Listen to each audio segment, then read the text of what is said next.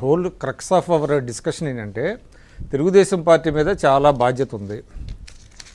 For the sake of their own party, for the sake of the public, government also ఏంటంటే you keep on enlightening the people. మీరు ప్రజలు చైతన్యపరచాలి. వాళ్ళు రాస్తానే ఉంటారు, మీరు వాస్తవాలను చెప్తారు. ప్రజలు అంటే వాళ్ళు గ్రహిస్తారు ఏది కరెక్ట్ ఏది అనేది. అది నిజంగానే ప్రభుత్వ ఫెయిల్యూర్ని సాక్షి అయినా ఇంకొకళ్ళైనా రాస్తే డెఫినెట్‌గా we have to welcome it. ప్రభుత్వం కూడా స్పందించాల్సింది. కానీ ఇది ఎక్కడ అరాచకం? అదే వాస్తవాలను వక్రీకరించేటప్పుడు వాళ్ళు స్పందించాల్సినటువంటి అవసరం అన్నట్టు రాస్తే అయినా ఓపిక పడితే సరే, ఓకే, పడతారా పట్టరా నాకు ఇది రాబోయే 5 ఏళ్ళు ఉంటుందండి వాళ్ళకి ఉంటుంది. ఇది దాన్ని ఎట్లాగే హ్యాండిల్ చేస్తారనేది ఇంపార్టెంట్. అది రైట్. ఇక్కడ పట్టాభి గారు ఒక్క మాట మాత్రం చెప్పాలండి. ఏదో పెట్టుబడులకు కట్టుకథలకు పుట్టిన విషపుత్రికలని అంటారు కొన్ని పత్రికల్ని. ఇది పెట్టుబడులు కట్టుకథలే కాదు, అన్ని అక్రమ సంబంధాలు అక్రమ పెట్టుబడులతో పుట్టిన పత్రిక ఇది, మీడియా ఇది. మీకు తెలుసు, నేను చెప్పవచ్చు. హోమ్ మినిస్టర్ గారికి ఒక్క నిమిషం, హోమ్ మినిస్టర్ గారు కేంద్ర హోమ్ మినిస్టర్ దయాదాక్షలతో పత్రికా టీవీ నడుస్తుంది. కేంద్రం మీద ఆధారపడింది. అమిత్ షా గారు ఒక లెటర్ ఇచ్చేస్తే క్లోజ్. సిబిఐ కేసులు, ఒక నిమిషం, సిబిఐ కేసులు, ఈడీ కేసులు అన్నిట్లో జగతి పబ్లికేషన్స్ ఉంటుంది. ప్రతి కేసులో ఇంచుమించు ఆల్మోస్ట్ అన్నిట్లో జగతి పబ్లికేషన్స్ ఉంటుంది. ఆల్రెడీ ఇందిరా టెలివిజన్ అనేది లైసెన్స్ రెన్యువల్ చేయకపోతే ఇది 2 years అయింది జరిగి, రెన్యువల్ చేయకపోతే నేనే బయట పెట్టాను డిబేట్లో. రెన్యువల్ చేయలేదు, అయినా సరే వీళ్ళు రెన్యువల్ లేకపోయినా ఛానల్ నడుపుతున్నారని.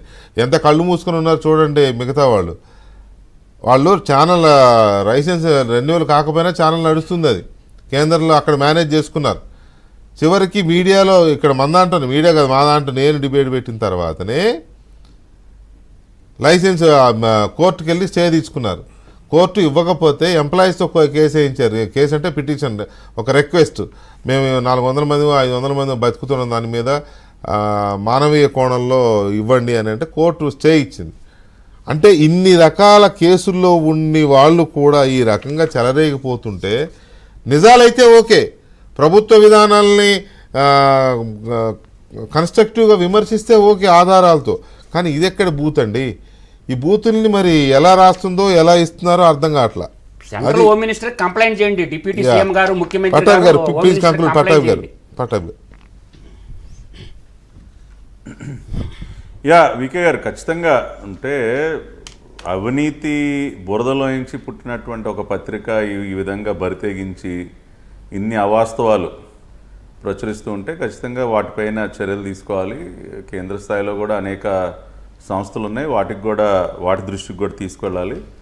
ప్రభుత్వం వైపు నుంచి ఇందాక నేను చెప్పినట్టు ఇప్పటికే లీగల్ యాక్షన్ అనేది ఇనిషియేట్ అవుతూ ఉంది.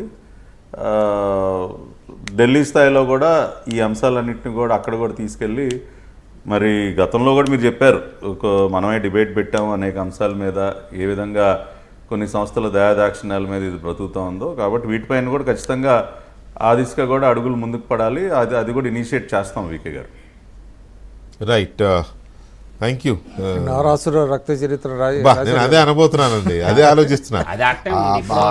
ఆ వార్త రాసినందుకు ఇంకొకళ్ళు అయితే వెంటనే కోర్టులో కేసు వేసి నారాసుర రక్త చరిత్ర ఎంత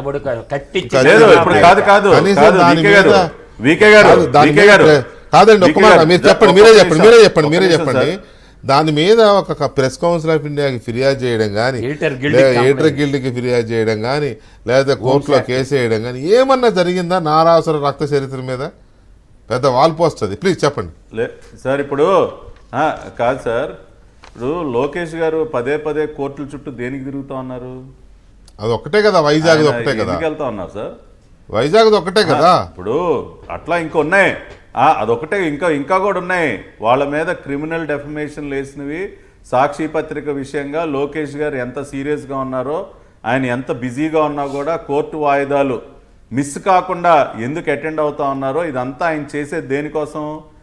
ఈ పత్రిక పైన చర్యలు తీసుకునే విధంగా వాళ్ళకి బుద్ధి చెప్పడానికి, లీగల్గా వాళ్ళపైన సివియర్ యాక్షన్. భారతీయ సిమెంట్ కి రాయల్టీ అంతా కట్టారా పట్టాభి గారు? ప్రభుత్వానికి రాయల్టీ కట్టారా? భారతీయ సిమెంట్ భారతీయ సిమెంట్ కి రాయల్టీ కట్టమనండి, మొత్తం ఎంక్వైరీ పెట్టించండి గని మీద 2050. అవన్నీ జరుగుతాయి. ఒకటే నేను చెప్తా ఉన్నా, ఈ పత్రికని స్పేర్ చేసే క్వశ్చనే ఉండదు. లోకేష్ గారు స్వయంగా ఆ ప్రయత్నాల్లోనే ఉన్నారు. మీరు దాని ఫలితాలు కూడా చూస్తారు. కరెంటు బిల్లులు కట్టారు సాక్షి కార్యాలయాలకు అన్నిటికీ 1వ తేదీ ముందు ఆ ఇచ్చిన యాడ్స్ రికవర్ చేయండి. 850 కోట్లు. 859 Right, కోట్లు. thank you very current much, బిల్లులు పట్టాభిరామ్ కరెంటు గారు. బిల్లులు కట్టపోతే కాదు సార్, కరెంటు బిల్లులు కట్టపోతే ఫ్యూజులు పెట్టుకుండా మేము చూస్తూ కూర్చుంటాం ఏంటి? ఆ డేటా తీయండి సార్, ఆ నేను పరిస్థితి ఉండదు. ఆధారాలు బయట పెడతాను. సాక్షి సరే, పేపర్ ఇచ్చిన వాళ్ళు ఎప్పుడు ఎనీవే మాకున్న ఇది కూడా ఏంటంటే నిజాలుగా ఉండాలి కానీ ఇలా వక్రీకరణ దేవులపల్లి అమరు 100 కోట్లు నాకేసాడు. అమర్ మీద కేసు ఎందుకు సిఐడిలో thank you very much. Devulapalli Amar 100